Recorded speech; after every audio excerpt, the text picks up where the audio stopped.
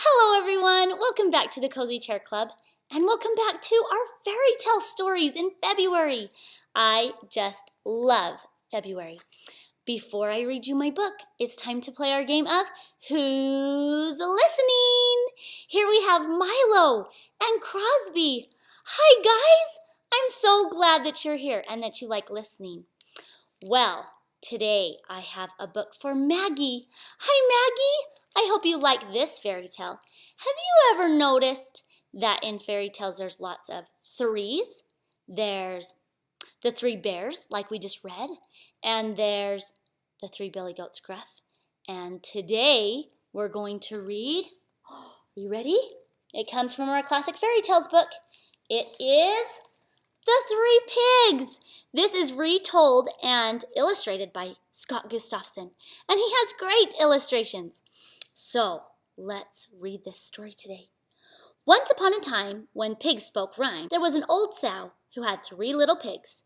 Now, this wise mother pig knew that the time had come for her children to be on their own, and even though it saddened her greatly to do so, she packed each one a lunch and sent the 3 little pigs off to seek their fortunes.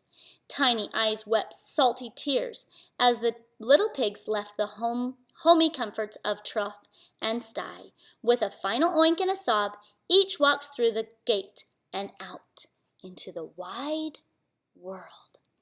There they go. They're leaving their mother. It's time for them to go out on their own.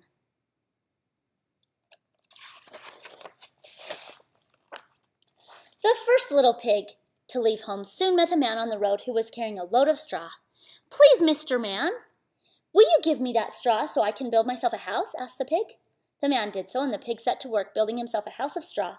When he had finished, he was quite pleased with himself and sat in the shade of a tree to enjoy his lunch.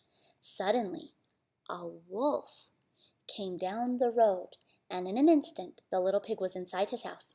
As the door bolt snapped shut, the pig breathed a sigh of relief. But then there was a loud knock on the door, and he heard the wolf say, little pig, let me come in."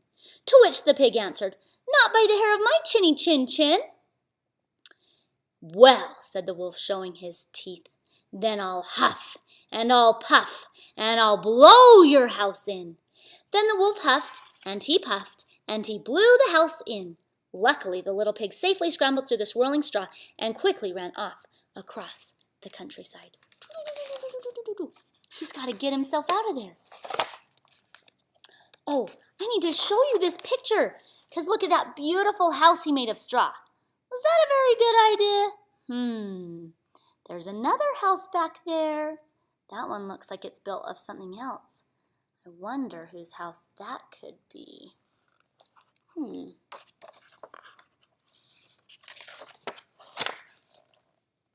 Meanwhile, the second little pig had met a man on the road who was carrying a bundle of sticks. "Please, Mr. Man," the little pig said, "will you give me that bundle of sticks so I can build myself a house?" The man did so, and the pig set to work at once, building himself a house of sticks. When he had finished, he made himself a hammock and lay in the shade to enjoy his lunch. Suddenly his brother appeared, running up the hill, waving his arms and crying that the wolf was close behind him. No sooner had the 2 little pigs scrambled into the house of sticks than, indeed, the wolf appeared. There was a loud knock, and the wolf said, little pigs, let me come in." To which the pigs answered, "Not by the hair of our chinny chin chins." "Well," said the wolf, "then I'll huff and I'll puff and I'll blow your house in." So he huffed and he puffed and he blew the house in. Luckily, the little pigs scurried through the swirling sticks and together scampered into the countryside. Where do you think they're going to run to now? Huh? Look what those silly piggies are eating. Peanut butter and jelly sandwiches. Do you think that's really what pigs eat? I don't know. Meanwhile, the third little pig had met a man on the road who was carrying a load of bricks. "Please, Mr. Man," said the little pig said, "will you give me those bricks so that I can build myself a house?"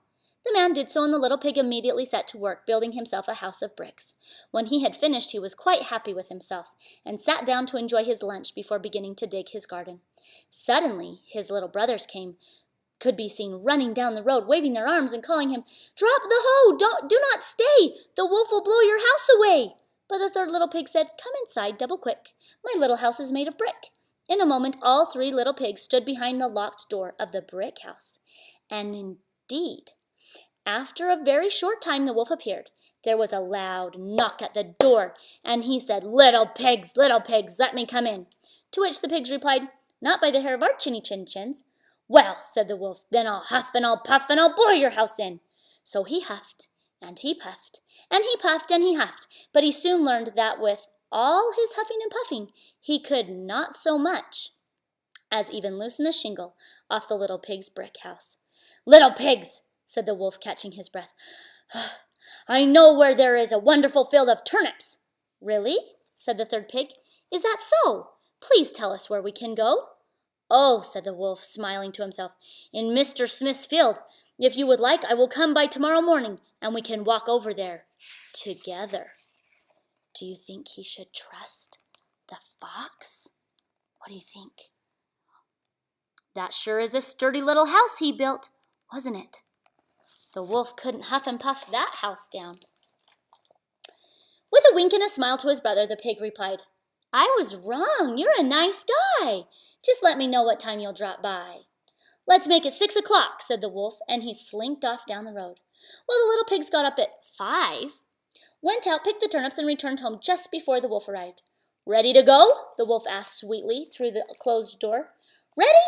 Heck, we're all done. We got up before the sun," laughed the little pigs. The wolf's eyes widened, and he gritted his teeth in anger, but being a sly fellow, he held his breath and waited a moment. Then, as sweetly as before, he said, "Well, little pigs, let's not dwell on the past. I know of a wonderful apple tree nearby. Why don't we all go over there and pick apples together?" "Delightful, yes, let's go. Tell me where, so we will know," said the third little pig. "At Merry Garden," said the wolf. "So no tricks now, and I'll see you there at 5. Well, once again, the third little pig got his brothers and out of bed an hour earlier, and they headed off to pick apples, hoping to get back before the wolf arrived at their door. There's the pigs. But the wolf was not so easily fooled this time, and the pigs saw him coming while they were still high in the tree. "Little pigs, what a surprise to find you here so early," said the wolf, smiling. "Tell me, are the apples good?" "Good, they're great," called the third little pig. "I'll toss one down if you'll just wait." And so he did, but the apple went over the wolf's head and rolled onto the bushes, and the wolf ran off to find it. In a twinkling, the pigs climbed down from the tree, and they were halfway home before the wolf realized that he had been tricked again. Those tricky little pigs! Later, back at the pig's front door, the wolf had another outing in mind. "Little pigs, what a shame we keep missing each other," said the wolf. "There's a fair in Shinkling this afternoon. What do you say we all go there and spend the day?" They agreed to meet at 1 o'clock, so once again the pigs set out much earlier than arranged. They went to the fair and bought a butter churn. On the way home, the pigs had just carried it to the top of the hill when they saw the wolf coming. Not knowing what else to do, they climbed inside the churn and rolled down the hill. The sight and sound of the wooden churn rolling toward him so frightened the wolf that he ran home without even going to the fair.